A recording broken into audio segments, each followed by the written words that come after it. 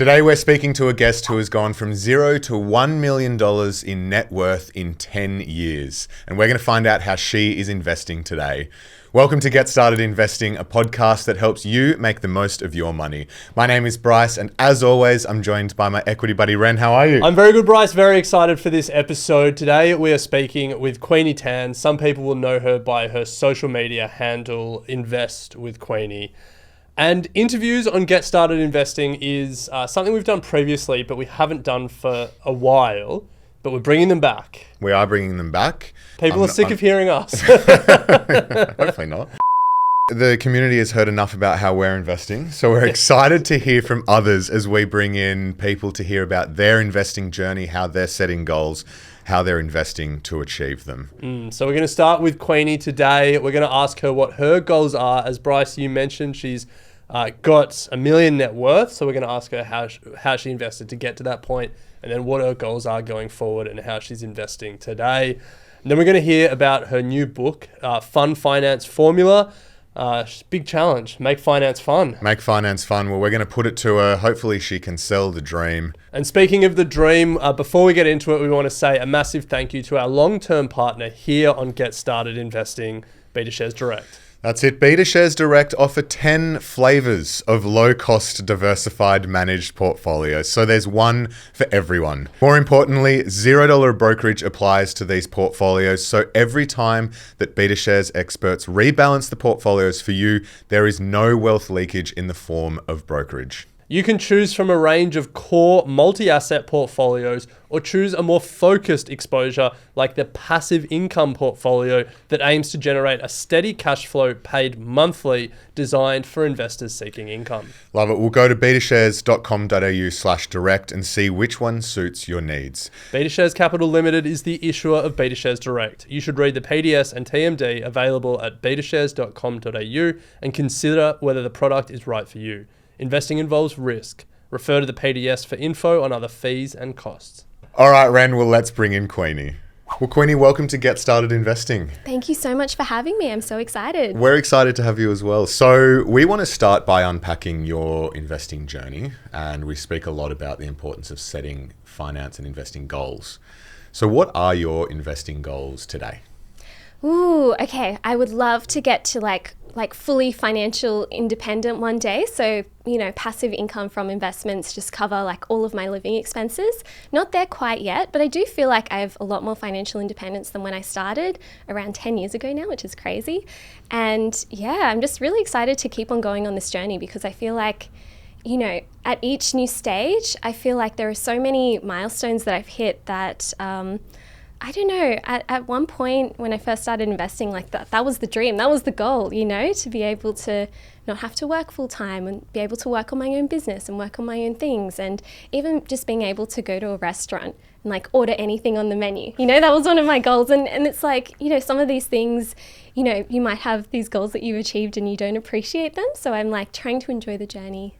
Yeah. That's good. Do you have a number that you're working towards? Like, are you true fire in that respect? Yeah, I would love to get to like over, I would say like at least 2 million, 5 million, something like that. Like, it's pretty crazy. I've actually now like my net worth is like over $1 million, which I'm like, that's wild. Like, I never thought that would happen, and I was actually looking through my numbers a couple of because I track my net worth quite regularly, and in 2021 or 2020 my net worth was around 200,000. So it's like crazy that you can see in just 5 years like how much your net worth can grow in just such a short period of time, so it's like it's quite motivating. So for anyone listening that they're like, maybe don't have the net worth that they want to have, it's like maybe it won't happen tomorrow, but maybe in 5 years, maybe in 10 years, you'll be able to get there and you'll look back and you'll be like, oh my gosh, that's insane, So in some ways, they say that first 100,000 or whatever is the hardest, and then things start to compound from there. So if you look back and think about what your investing strategy was to get those, to that 100, 200,000, and I guess to where you are today, what have been some of like the key investing strategies? I think I've just been a bit all over the place, to be honest, and I would love to say that I was like amazing from day one and I was like picking all the right stuff. That definitely didn't happen. I had like ups and downs. I still remember about 10 years ago was when I started investing. And at the beginning, I was a bit nervous. I was like, what do I invest in? So many options. And I think I was torn at that time between investing in ETFs and investing in a robo-advisor. And I decided to invest in a robo-advisor because I was like, I feel like I don't have to pick my own ETFs because it was a bit overwhelming. There were so many different ETFs to choose from. I didn't know which ones. So I decided to go with the robo-advisor and that was great. I invested 2 years consistently with a robo-advisor. And then after that, I was like, okay, so that's good. What's next? Like what are the next steps? That's when I started to kind of like dive headfirst into like, I guess, picking my own ETFs. And then after that, I kind of got a bit overconfident, I would say. A little bit overconfident. I was like, ETFs just track the market, which is great, but like I want to beat the market, and that's when I was like diving headfirst into like researching individual stocks. At some point I was like researching Warren Buffett's investing strategy. I'm like, I'm going to be the next Warren Buffett. And I was like watching CEO interviews and like reading through shareholder reports and I think at some point I just made it really, really complicated and I just over-researched. I just made the worst investing mistake of all, which was I stopped investing, like completely. For a couple of months, Pablo and I had this great strategy. We were consistently dollar cost averaging into the market, into our ETFs and the robo-advisor. But, as soon as we started to try and like do everything and try to be the next Warren Buffett, we stopped investing for a few months. And then even the stocks that were on our watch list that we were like, we really love these stocks, we would often convince ourselves like they weren't worth buying, they were too expensive. And then a few months later, of course, those stocks had like already grown and like moved up even more. And then it's just like, now I've missed it. And now I've really missed the boat. And I think what we realized then was kind of like by overcomplicating it, it's probably not a good idea either. So now I feel like we have a bit more of like a more balanced approach. Like we still dollar cost average into our ETFs every single month and it's all automated, which is great. Don't even have to think about it. But then if there are any cool opportunities that we come across, any industries that we are excited about, any companies that we love, we'll invest in those. But I guess for most of it is automated because, I just don't want to overcomplicate it anymore.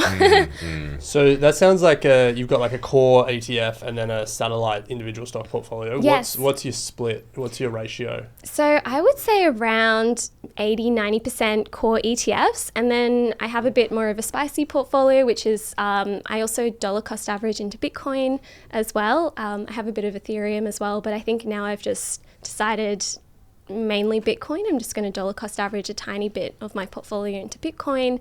That's also automated, which is really great, but it's also a very small part of my portfolio, like maybe 5%. And then, the rest of, I guess, individual stocks, whenever I have a bit of money to invest and I'm like, this could be a cool opportunity, or I think there's some cool opportunity, but most of it is core ETFs. And so 10 years ago, you set out to sort of build financial independence. You and Pablo are now parents. Congratulations. Thank you. Has that changed the way you invest, or at least, or changed sort of the goalposts in any way? Yeah, definitely. I feel like the goalpost keeps on shifting, and I think that it's a good thing because it's good to keep motivated. And sometimes I felt like there were some points where I got a bit complacent, like after we bought our first home, which was like 2-bedroom apartment in Sydney. We were like, there were a few months or years where we were just like, okay, complacent, this is great. And then we set our next goal, which was kind of like growing our wealth, financial independence, buying the next property. So I feel like it's good to have new goals and to keep on improving, but at the same time, it's also important to have a look at how far you've come on your journey. So I try to do a bit of both because I don't want to be too much like focused on the future, never enjoying the present, but I also don't want to be too much, I guess, complacent, not being able to achieve the goals that I really set out to do. So property, stocks and crypto, you've invested in all three. What do you reckon's been the biggest contributor to that net wealth number that you were sharing earlier? I've actually run the numbers, which was really interesting. So I was just curious to see which one had actually made me more money over the past 5 years. Was it stocks? Was it property? And I kind of like it does get a bit overwhelming, because once you start to compare like a few different asset classes, like there are so many factors to take into account. The 2-bedroom apartment that we bought was actually a home to live in. So there were so many perks of being first home buyers, which was we didn't have to pay stamp duty because it was less than the stamp duty threshold, which was amazing. And then of course, like we didn't have to pay rent anymore because we were living in that property. Because of those two factors, property actually slightly outperformed the money that I've made through stocks and share investing. But if I were to run the numbers as if that unit was an investment property from day one, and I didn't get the stamp duty exemption, and I still had to pay rent, then stocks would have outperformed property. So I really think it kind of goes to show that they're both really great investments, and it's just important to get started, you know? So I try not to, I guess, favor any one particular investment. I think it's really important to have like all of them. I even have a bit of gold now. I actually bought some in Dubai a couple of months ago. Physical? Yeah, physical gold. Well, I mean, it's like not like bars or anything, but more jewelry. I'm not wearing it today, but I got this like necklace, and it's actually like a little gold bar like in a necklace, and I'm like, that is so cool. It's like an investment you can wear. So I just love diversifying my investments, and if there are any other ways to diversify, would love to hear your thoughts on any other asset classes that you're curious about. I think you've got it pretty well covered.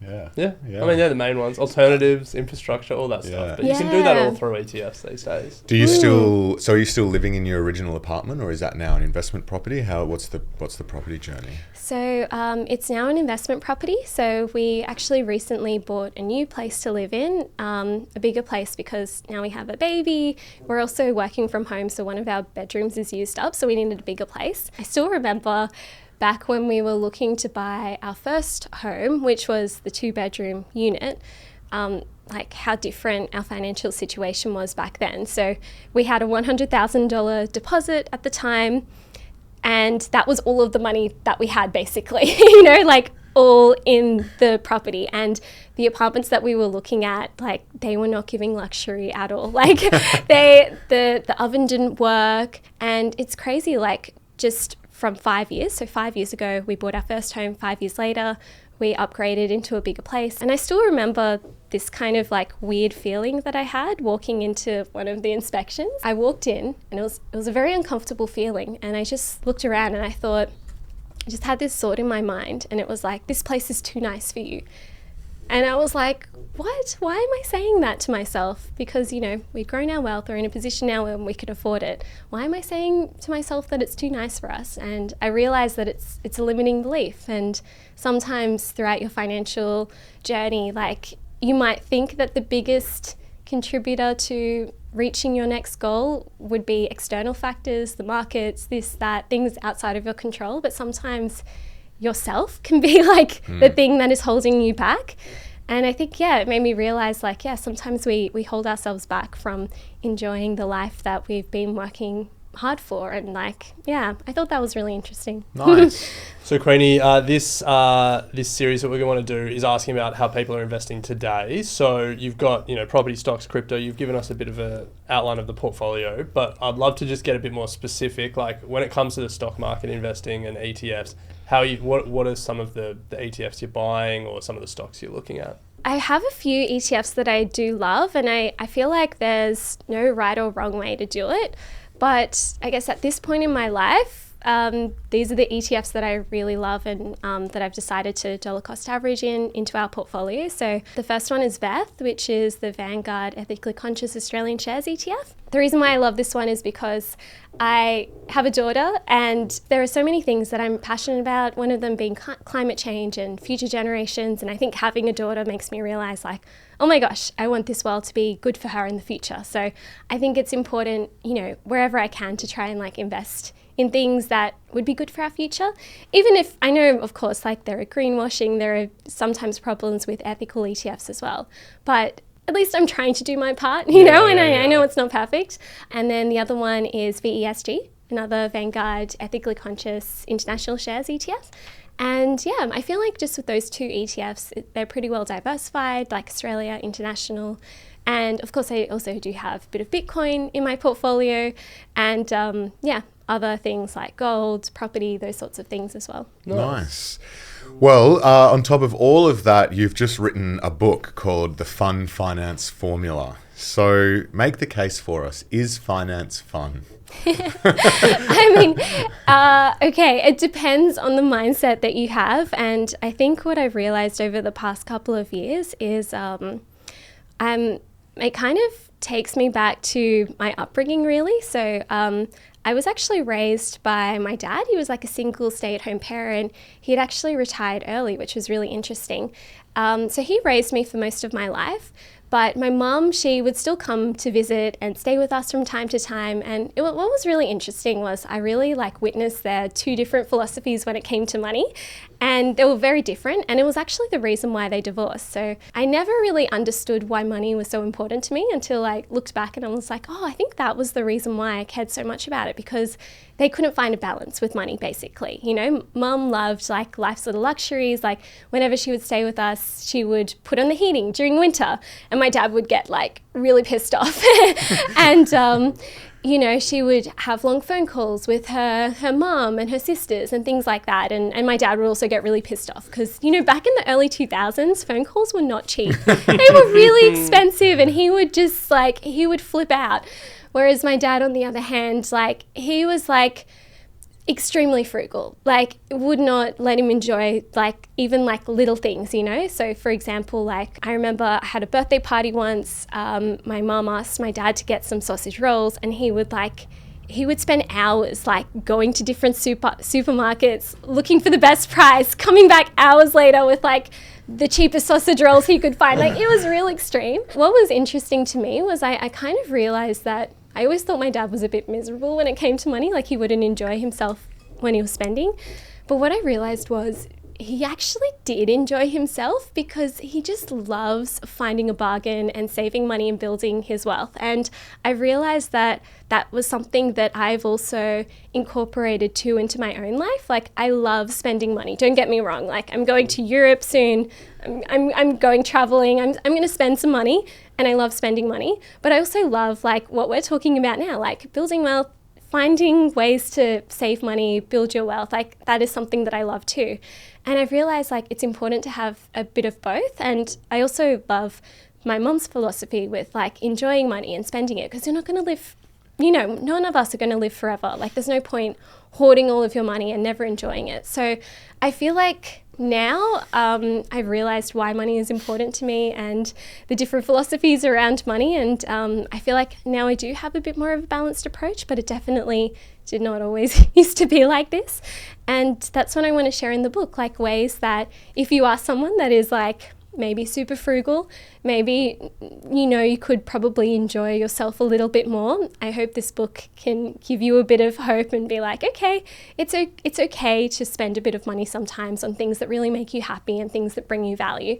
And if you're also somebody who just hates the idea of saving money, building wealth, you think it's really boring, I hope that this book will also give you a bit of peace knowing that there actually are ways that you can make finance fun and enjoyable and even a little bit addictive in the best possible way. So yeah, that's basically the whole premise of the book. Nice. Well, Queenie, we can't wait to read it. It's out on the 28th of June, but pre-orders are available now so people can find it. It's called The Fun Finance Formula, dispelling the myth that finance is boring. So we love that. Congratulations on the book, and thanks for coming on today. Thank you so much for having me. I'm so excited. Thanks, Queenie. All right, well, that is our interview with Queenie Tan. Hopefully you got some insight into how she's investing and some lessons that you can take away to apply to your own investing journey. Now, before we go, an exciting new segment is about to hit your ears here on Get Started Investing called Boost My Budget, and we're looking for community members to come and join us. Now, this segment is for those of you who might not have a budget or think their budget is an absolute shambles and is looking for some help to improve it. We are looking for you to come into the studio and join us with an expert financial advisor who will walk you through ways to improve your budget. So head to equitymates.com/contact. There's a part of our contact form where you can submit your budget. This is a free service to speak to an expert and get the help that you may need. That brings us to the end of today's episode. If you find value in what we do, we would really appreciate if you could share this episode with a friend or a family member, or leave a rating and a review in your podcast app. It does go a long way to help us get in front of Get Started community members. But Ren, that's it. We'll pick it up next week. Sounds good.